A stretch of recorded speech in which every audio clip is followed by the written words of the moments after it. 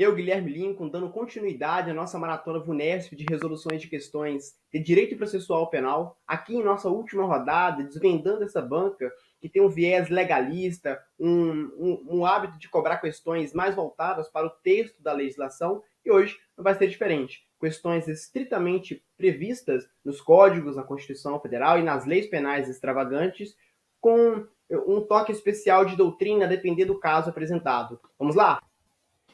Então, sem mais delongas, iniciando por uma questão que foi cobrada no concurso de delegado de Polícia Civil do Estado do Ceará, no ano de 2015, uma questão do direito processual que envolve o texto da legislação, no caso de morte do ofendido. Letra A. O direito de oferecer queixa passará ao cônjuge, ascendente, descendente ou irmão. Essa primeira parte está ok.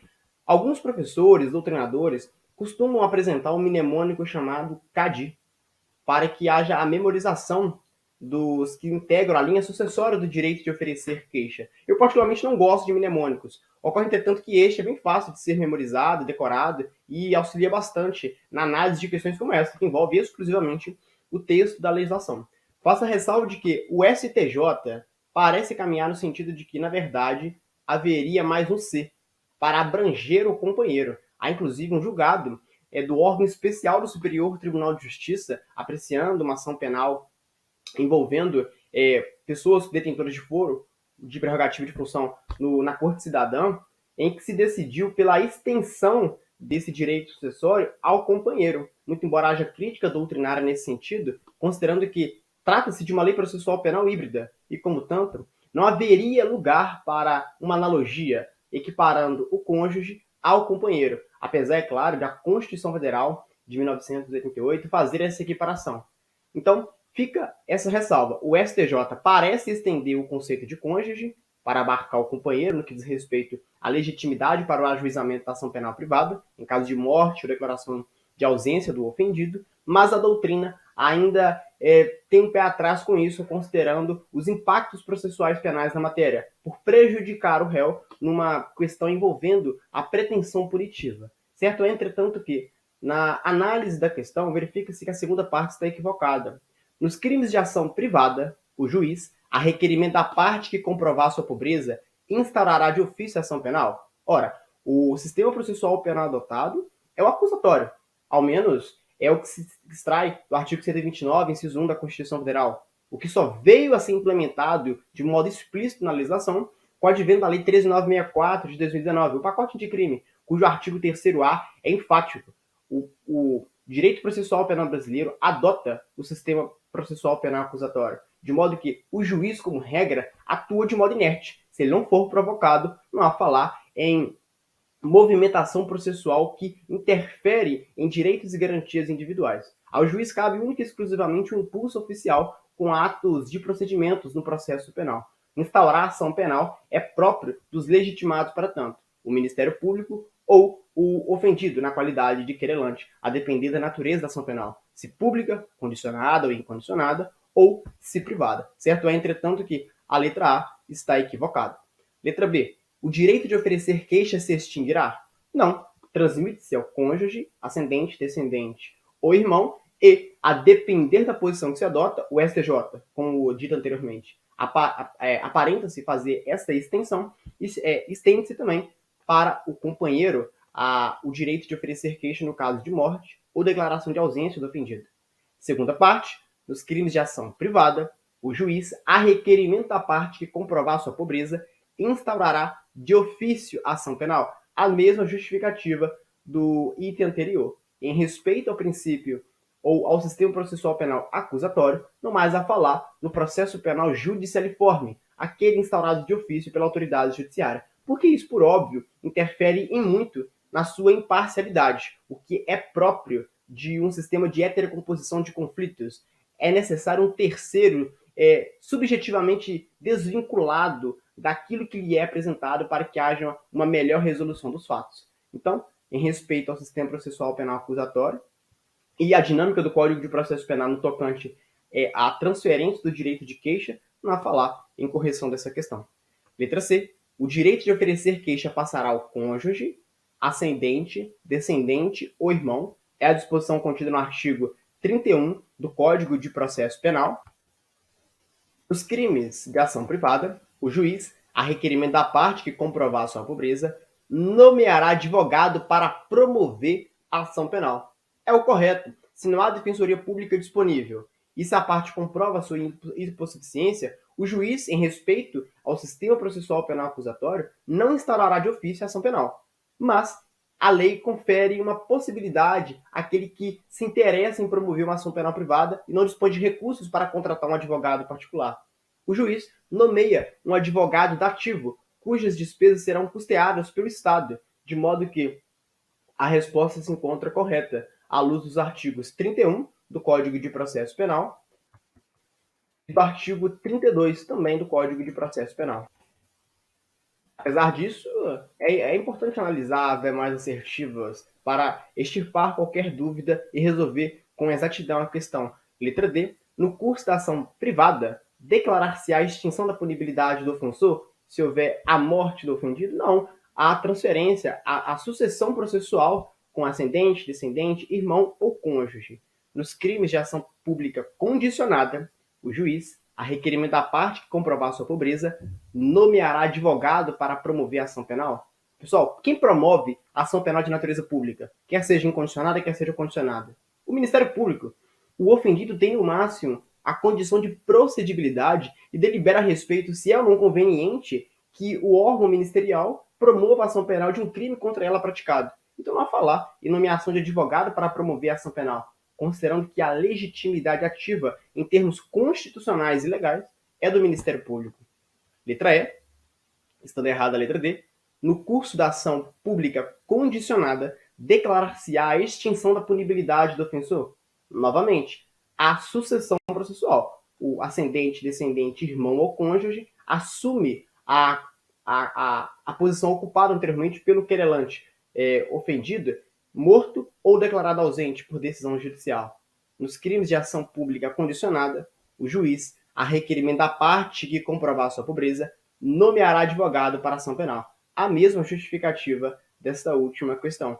O juiz não nomeia advogado para promover a ação penal pública condicionada, ainda que a vítima seja pobre, em termos legais, considerando que a legitimidade ativa é exclusiva do Ministério Público para promover a ação penal de iniciativa pública condicionada ou incondicionada. Com isso, fechamos essa questão, deliberando pela letra C, enquanto questão correta é que se encontrava no gabarito dessa questão cobrada no concurso delegado da Polícia Civil do Ceará, no ano de 2015.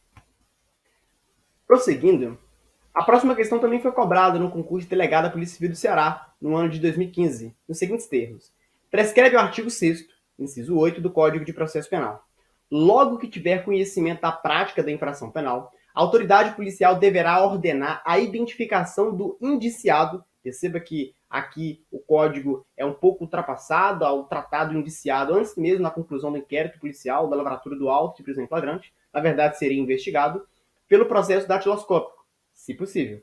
Acerca do tema, a Constituição da República de 1988, perceba que o Código de Processo Penal, em sua literalidade, determina que, assim que a autoridade policial toma conhecimento da prática de uma infração penal, deve promover, se possível, a identificação criminal do indiciado, não havendo exceções no Código de Processo Penal, pouco importando, portanto, analisando exclusivamente o diploma processual penal, se o investigado foi ou não identificado civilmente, ou se há ou não necessidade de sua identificação criminal para fins de escorreita individualização da investigação criminal.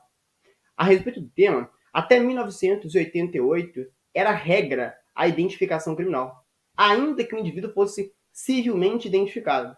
Ocorre, entretanto, que em virtude de indiciamentos públicos, isto é, de convocação da imprensa para que se promovesse a identificação criminal de supostos autores de crimes, o Congresso Nacional deliberou por inserir na Constituição Federal, no artigo 5º, inciso 58, um dispositivo segundo o qual só a falar em identificação criminal se o indivíduo não for civilmente identificado, muito embora reserve a lei excepcional texto constitucional, no sentido de que, em algumas hipóteses, embora o indivíduo seja civilmente identificado, será possível, por vezes necessário, a sua identificação criminal. É o que sucede, por exemplo, com o artigo 3º da Lei 12.037 de 2009, que cuida da regulamentação da identificação criminal. Acaso o indivíduo que se apresenta à autoridade policial esteja com um documento com rasura ou com indícios de falsificação, muito embora haja, em tese, a sua identificação civil, ele será submetido à identificação criminal, com o escopo de individualizar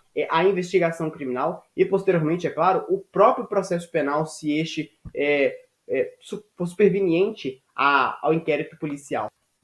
Significa, portanto, que a Constituição Federal não recepcionou integralmente o Código de Processo Penal, já que a identificação criminal deixou de ser a regra e passou a ser exceção. Havia, inclusive, enunciado de súmula do STF a respeito do assunto. Trata-se da súmula de número 568 do Supremo Tribunal Federal, hoje superada com o advento da Constituição Federal, muito embora ainda não tenha sido cancelada. Letra B. Ampliou as hipóteses de identificação criminal? Não. A Constituição Federal restringiu as hipóteses de identificação criminal, não havendo falar em admissão para testemunhas e declarantes.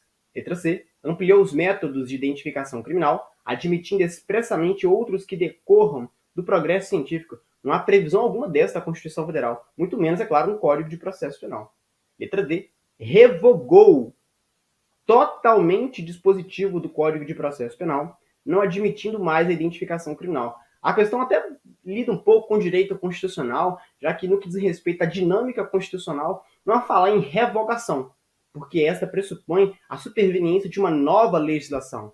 Em havendo o advento de uma Constituição, a legislação infraconstitucional é ou não recepcionada, se for materialmente constitucional ou não, à luz do novo texto, do novo ordenamento jurídico instaurado. Então, se quer haver falar em revogação, seria um juízo de recepção positiva ou negativa, a depender da hipótese. Letra E, a correta, determina, com exceções previstas em lei, o artigo 3º da Lei 2037 de 2009, anteriormente citado, que o civilmente identificado não será submetido à investigação criminal. Para que o indivíduo não seja submetido a este constrangimento, à medida do possível, ele não será submetido à identificação criminal, desde que comprove a sua identidade civil, que é o suficiente como regra para individualizá-lo para o sistema de justiça criminal. A letra E, portanto, que envolve um aspecto mais interdisciplinar, muito embora de direito processual penal, Constituição Federal, artigo 5º, inciso 58, artigo 3º da Lei 2037 de 2009, e, por fim, o artigo 6º, inciso 8º do Código de Processo Penal, era o conjunto necessário para resolver bem essa questão, mas bem tranquila, porque envolve exclusivamente o texto da legislação e, é claro, um pouco de raciocínio a respeito da dinâmica processual penal ao longo do tempo. Prosseguindo, próxima questão, cobrada no concurso delegado da Polícia Civil de São Paulo no ano de 2014, realizado também pela VUNESP, são princípios constitucionais explícitos do processo penal. Então, princípios processuais penais que estão expressamente previstos na Constituição Federal. Letra A, ampla defesa? Sim. Artigo 5º, inciso 55 da Constituição Federal, intervenção mínima. Pessoal, esse princípio sequer trabalhado pela doutrina processual penal. Tem mais a ver com o direito penal, substancial, material, não interferindo, portanto, no Código ou no direito processual penal. A resposta, portanto, está incorreta. Presunção de inocência e lesividade. Presunção de inocência, artigo 5º, inciso 57. Mas a lesividade, também princípio penal, não tem previsão na Constituição Federal. A propósito do tema, cumpre observar que há doutrinadores que tentam diferenciar presunção de inocência de presunção de não culpabilidade. Eu particularmente prefiro essa última expressão, considerando que a Constituição Federal trata do termo culpa ao exigir o trânsito em julgado para que o indivíduo seja considerado nessa condição. Apesar disso, ontologicamente não há diferença alguma entre presunção de inocência e presunção de não culpabilidade. Muito embora a primeira expressão, presunção de inocência, contida na letra B, é mais utilizada no âmbito internacional, que utiliza a inocência como marco para que o indivíduo seja efetivamente considerado culpado. Certo? Entretanto que, ontologicamente, como disse, não há diferença alguma. Presunção de inocência e presunção de não culpabilidade acaba sendo utilizada majoritariamente como expressões sinônimas, embora há quem entenda que haja diferença entre essas expressões, considerando aquilo que é utilizado pelos textos ao longo dos ordenamentos jurídicos, nacionais, internacionais, estrangeiros, enfim. Letra C, intervenção mínima, que é um princípio penal, não há, portanto, a ver com processo penal, e duplo grau de jurisdição. Aqui poder-se balançar um pouco, considerando que o duplo grau de jurisdição é uma realidade no nosso ordenamento jurídico, mas não há nenhum dispositivo constitucional que o contempla. Trata-se de um princípio processual penal implícito, já que decorre da dinâmica constitucional de viabilizar a impugnação de decisões judiciais para instâncias superiores. O duplo grau de jurisdição, por sua vez, contém previsão expressa na Convenção Americana de Direitos Humanos ou no Pacto Internacional, o Pacto da Costa Rica, que é uma lei, é um tratado internacional recepcionado segundo o Supremo Tribunal Federal com status supralegal no nosso ordenamento jurídico. Está, portanto, acima da legislação ordinária, mas abaixo da Constituição Federal. Não há, portanto, duplo grau de jurisdição na Constituição Federal. Letra D, presunção de inocência e ampla defesa, que são, respectivamente, embora não em ordem, os artigos 5º incisos 57 e 55 da Constituição Federal. Presunção de não culpabilidade ou de inocência, exigindo que a acusação comprove, além de qualquer dúvida razoável, a culpabilidade do agente e não que ele demonstre a sua inocência, e ampla defesa, que é a possibilidade do sujeito sobre o qual recai a imputação da prática de uma infração penal valer-se de todos os meios legais e moralmente legítimos para apresentar as suas teses defensivas, quer quanto à sua inocência, quer quanto a tudo aquilo que pode interferir na pretensão punitiva do Estado e, é claro, beneficiar-lhe. Pronto. Artigo 5º, incisos 55 e 57, ambos da Constituição Federal. Por fim, por via das dúvidas, lesividade e intervenção mínima, ambos são princípios do direito penal e não do direito processual penal. Portanto, são princípios constitucionais explícitos do processo penal, presunção de não culpabilidade ou presunção de inocência e ampla defesa. Letra D, a correta, que deveria, portanto, ser marcada. Seguindo, uma questão que envolve também o Código de Processo Penal, mas que demonstra um aspecto interessante sobre a VUNESP. É uma banca que costuma percorrer todo o edital. Então, no processo penal, ela não necessariamente, por exemplo, no concurso de delegado, se limita aos temas mais difundidos e trabalhados pelos respectivos candidatos. Provas, inquérito policial, ação penal, competência, prisão. A banca aqui trabalhou com um aspecto nitidamente do processo penal, envolvendo comunicação dos atos processuais. Veja só, quando o réu estiver fora do território da jurisdição processante, letra A, que é a correta, será citado mediante carta precatória.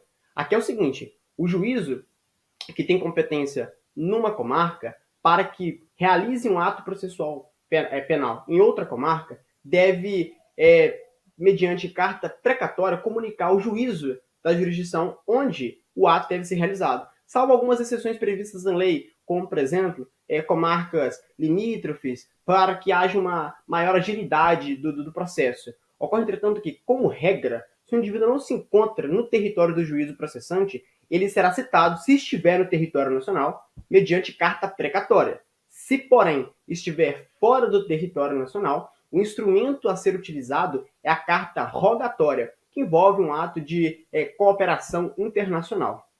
Então, não há falar em citação por hora certa, já que isto, muito embora seja previsto no Código de Processo Penal, e a regulamentação estando no Código de Processo Civil, pressupõe que o indivíduo se oculte para não ser citado. Isto é, dolosamente, voluntariamente, o indivíduo busca driblar a jurisdição criminal para que não seja comunicado do primeiro ato processual penal a ser realizado. Que é a citação, talvez o mais importante do processo, será julgada revelia? Também não. Ele deve ter a oportunidade de ser cientificado da acusação que lhe é feita, deverá ser dispensado de comparecer nas audiências, devendo ser interrogado por videoconferência. Bom, essa parte final ficou muito comum na pandemia do coronavírus, a partir de março de 2020. Ocorre, entretanto, que ele deve ser cientificado do ato processual penal, isto é, da acusação que lhe é dirigida. Então, primeiro, ele deve ser citado. Posteriormente, se ele vai ou não ser dispensado das audiências, é outra história. Agora, ele deve ser cientificado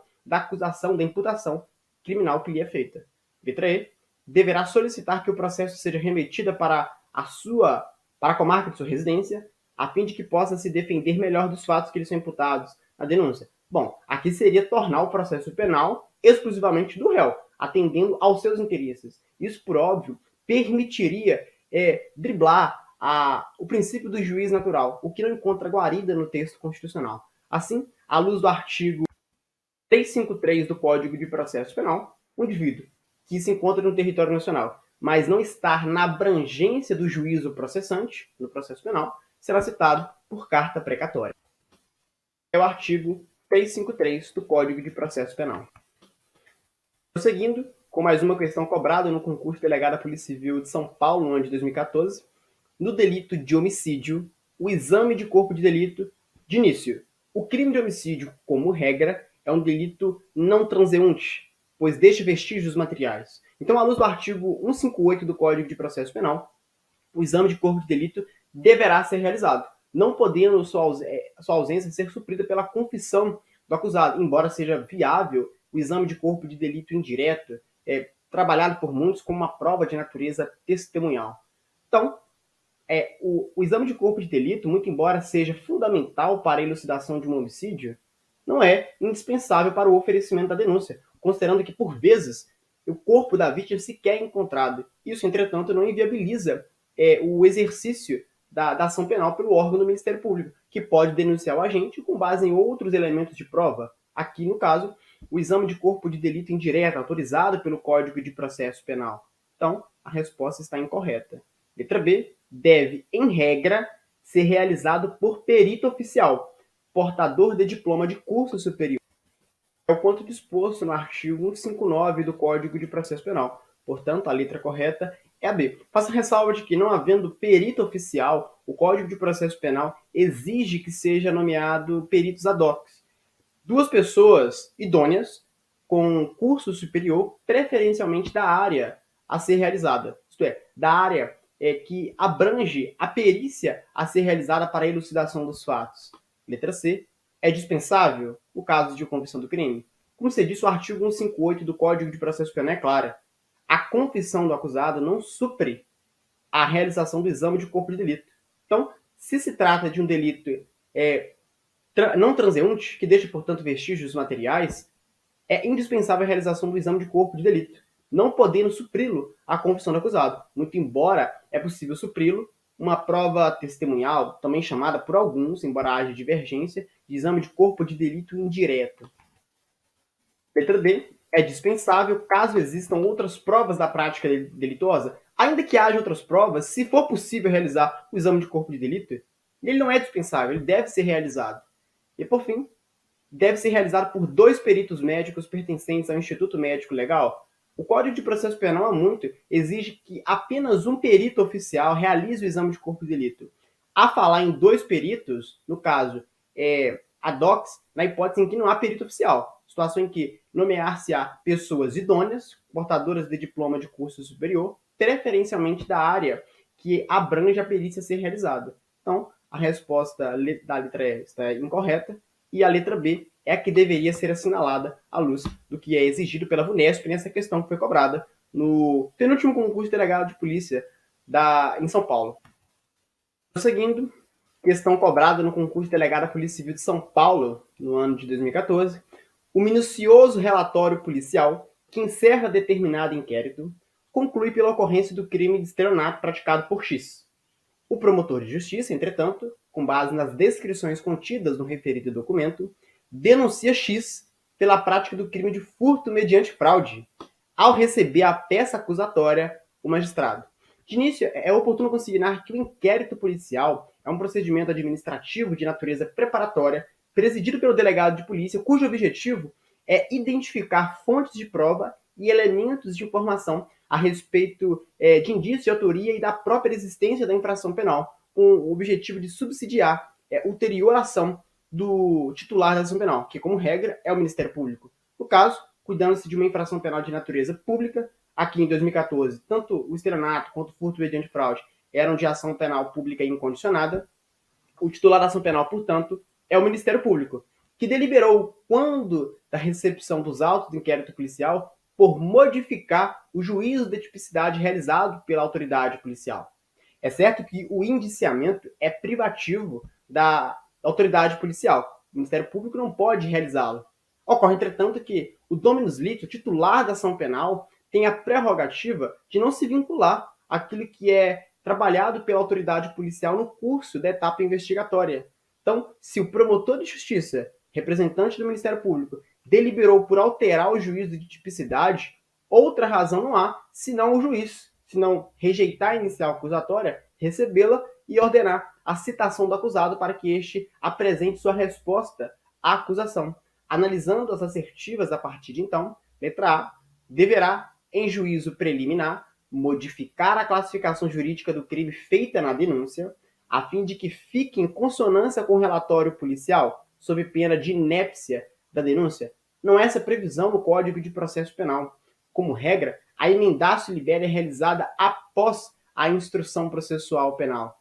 Ocorre, entretanto, que a jurisprudência do STJ, principalmente, caminha no sentido de se viabilizar a alteração da capitulação jurídica contida na denúncia já no momento de seu recebimento, se for para beneficiar o imputado, como, por exemplo, para trazer uma infração penal que autoriza o oferecimento da proposta de suspensão condicional do processo, prevista no artigo 89 da Lei 9.099 de 95, para modificar a competência ou ainda para trazer um procedimento regular. Por exemplo, uma diferença entre sumário e ordinário previsto no Código de Processo Penal que analisa a pena abstratamente combinada à infração penal. Então, fora essas três exceções, o juiz não modifica o juízo de tipicidade feito pelo órgão ministerial quando do recebimento da inicial acusatória. Muito menos, é claro, o adequa àquilo contido no inquérito policial, que, como se disse, é uma peça dispensável, não vincula o órgão do Ministério Público. A letra A, portanto, está incorreta. Letra B, poderá, em juízo preliminar, modificar a classificação jurídica do crime feita no relatório policial, a fim de que fique em consonância com a denúncia, sob pena de nulidade da sentença.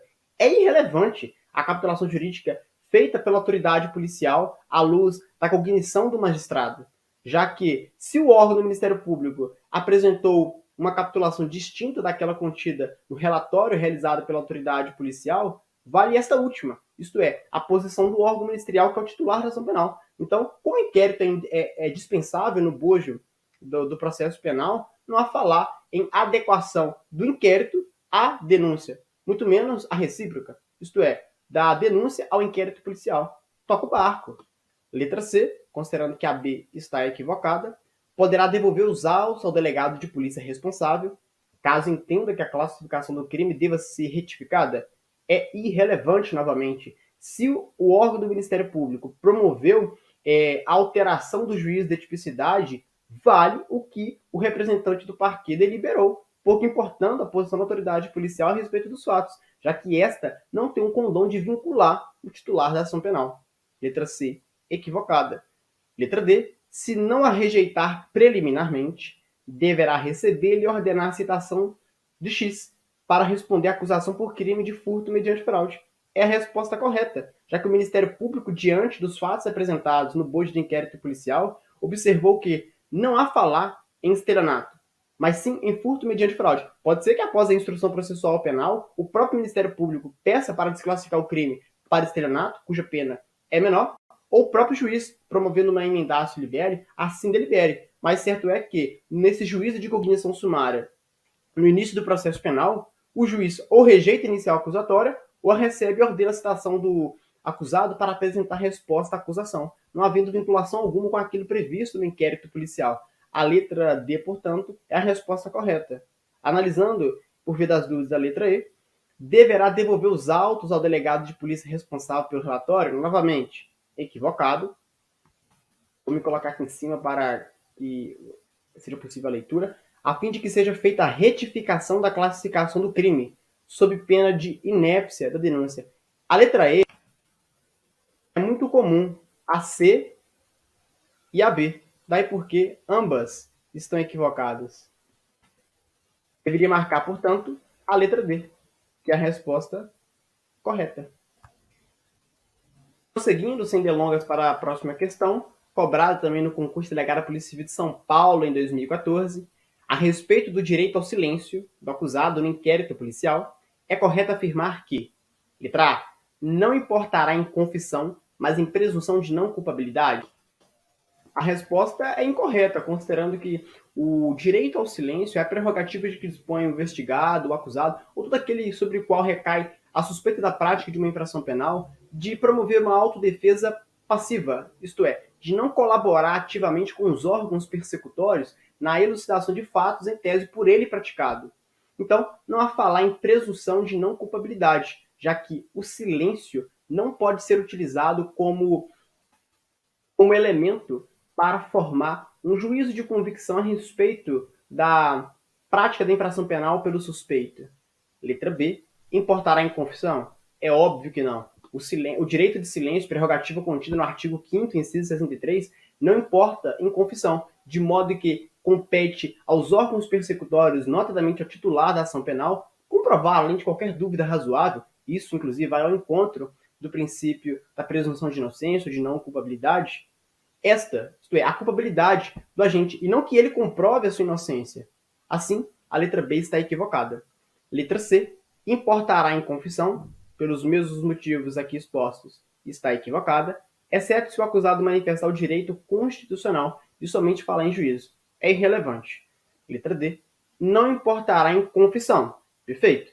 Entretanto, poderá constituir elemento para a formação do convencimento do juiz em eventual processo penal. Novamente, o direito ao silêncio não pode ser utilizado como elemento para formar o convencimento da autoridade judiciária a respeito da culpabilidade do agente, de modo que a acusação deve trazer elemento aos autos que corrobore, que confirme a suspeita que recai sobre o agente, não havendo necessidade dele colaborar com os órgãos persecutórios, em virtude do direito constitucional ao silêncio, que também tem previsão em estatutos internacionais. A letra D, portanto, está equivocada. E, por fim, a letra E é mais simples. Não importará em confissão, porque os órgãos persecutórios têm a incumbência de demonstrar a culpabilidade do agente sobre o qual recai a suspeita da prática de uma infração penal. Cuida-se do artigo 5º, inciso 63 da Constituição Federal, uma modalidade de autodefesa passiva. E, por fim, para encerrar essa nossa rodada de direito processual penal, uma última questão, também cobrada no concurso delegado da Polícia Civil de São Paulo, em 2014. Cabe recurso de ofício da sentença? De início, é oportuno consignar que a expressão recurso de ofício é controvertida em doutrina. Isso porque o recurso pressupõe necessariamente a voluntariedade da parte que não conforma com a decisão judicial. Então, é melhor trabalhar esta hipótese como reexame necessário ou duplo grau de jurisdição obrigatório, porque a submissão da decisão judicial à instância superior de revisão no âmbito judicial é uma condição de eficácia da sentença, sem a qual ela não transita em julgado. Aliás, da sentença ou da decisão, a depender da hipótese. Então, a expressão recurso de ofício acaba por ser criticada e um pouco ultrapassada, porque não condiz com os postulados do direito processual, quer civil, quer penal. Assim, é melhor utilizar a expressão reexame necessário ou duplo grau de jurisdição obrigatório como condição de eficácia da decisão judicial, sem a qual, como se diz, o trânsito em julgado não sobrevém. Então, letra A, que é a resposta correta, que conceder habeas corpus é o quanto dispõe no artigo 541, inciso 1, do Código de Processo. Na verdade, não a falar no artigo 541. Trata-se do artigo 574, inciso 1 do Código de Processo Penal, que é a resposta correta. As demais não contêm previsão no Código de Processo Penal, havendo tão somente uma divergência na doutrina a respeito da absolução sumária, se ela pressupõe ou não um reexame necessário. Prevalece um entendimento segundo o qual, à luz das modificações promovidas no Código de Processo Penal ao longo do tempo, que não há falar em duplo grau de jurisdição obrigatória, em se tratando de absolução sumária, quer no procedimento comum, quer no procedimento especial do Tribunal do Júri. Com isso, pessoal, encerramos a nossa maratona VUNESP de resoluções de questões de direito processual penal. Desejo boa sorte em qualquer que sejam os objetivos por vocês almejados. delegado, escrivão, perito, legista ou na própria polícia militar, muito embora as questões aqui trabalhadas tenham sido cobradas no concurso de delegado. E até logo. Te vejo na próxima.